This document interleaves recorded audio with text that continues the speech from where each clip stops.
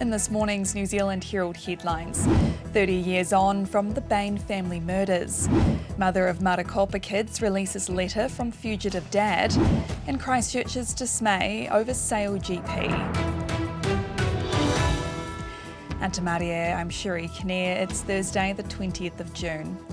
Today marks 30 years since 5 members of the Bain family were gunned down in their Dunedin home. The only survivor, David Bain, now in his 50s, will likely spend the day at his rural Waikato home as he battles an illness. He was charged and sentenced to life in prison over the murder of his parents, teenage sisters and brother in 1994, before a second jury acquitted him on all 5 charges in 2009. The mother of 3 missing Marokopa children has shared a letter she claims was written to her by fugitive father Tom Phillips. Kat, mother of Jada Maverick and Ember Phillips, has taken to social media in a fresh plea for the return of her children. She's shared a letter which she says Phillips wrote to her. The letter says, "I have a good heart and I mean well," as Phillips asks for forgiveness. It comes as attention on Phillips and his children has ramped up, with police issuing an $80,000 reward for information on their whereabouts. 7 fire trucks were required to put out a blaze in an abandoned house in Auckland overnight. The fire on Donbuck Road in Massey was first reported around 10 p.m, with multiple calls coming in from the public. On arrival, crews found an apparently abandoned 2-storey house in flames. The fire has since been extinguished.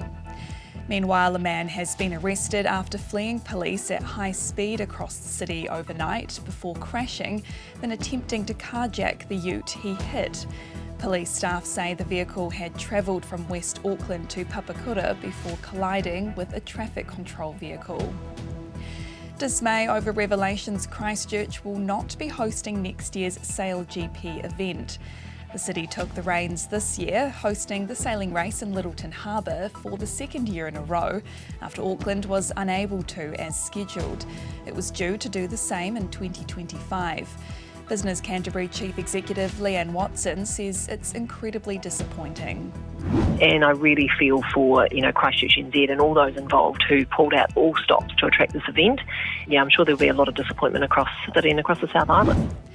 SailGP's move away from Christchurch comes on the back of an event impacted by marine life in March, with the opening day of racing called off due to a dolphin sighting on the racecourse.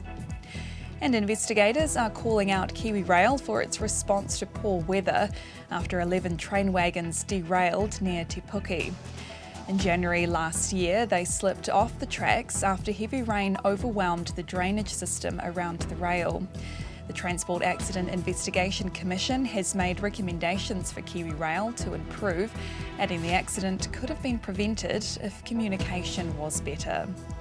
And those are the latest New Zealand Herald headlines. For more news worth knowing, head to nzherald.co.nz. Kia pai te rā.